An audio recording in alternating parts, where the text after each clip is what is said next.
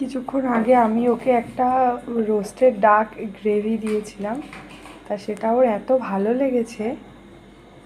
বাটিটার মানে কি করছে নিয়ে সেটাই দেখাবো। বাটিটার সামনে একভাবে বসে আছে, ও ভাবছে মাম্মা আমাকে আবার একটু দেবে, কিন্তু আমার কাছে আর নেই ডাক গ্রেভি।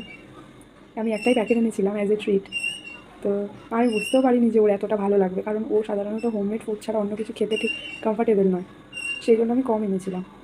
যদি খায় আবার এনে দেবো এমন ভেবে, কিন্তু ওর এত ভালো লাগবে আমি আশা করিনি। 2 থেকে 3 মিনিটের বেশি হয়ে গেছে একভাবে শুয়ে আছে আর এরকমই করছে। চিনি, চিনি কই? ভাল লেগেছে ওটা? এই যে আরেকটু খাবে, আরেকটু খাবে, আরেকটু খাবে, দেবো দেবো?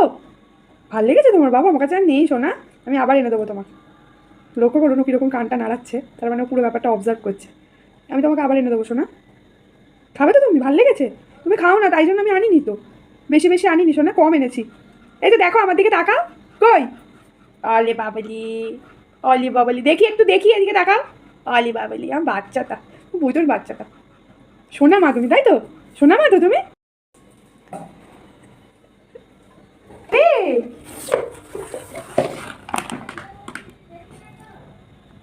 আর একটু খাবে? ওলে ওলে বাবা, ওলে বাবা।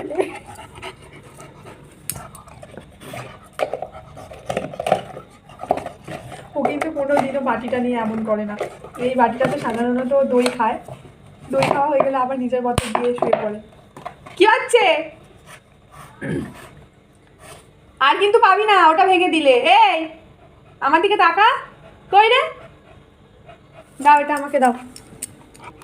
আমি বাসনটা ধুইও নি, দেওয়ার পরে এরকমভাবে পুরো সবটা চেটে পুটে খেয়ে নিয়েছে। আমার বাচ্চাটার এতটাই ভালো লেগেছে। তোমাকে আমি আবার এনে দেবো সোনা, দুষ্টুমি করবে না, ঠিক আছে? এই এই বারণ করেছি কিন্তু, সরো।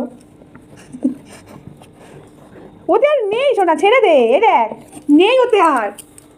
কই রে? ওতে আর নেই সোনা।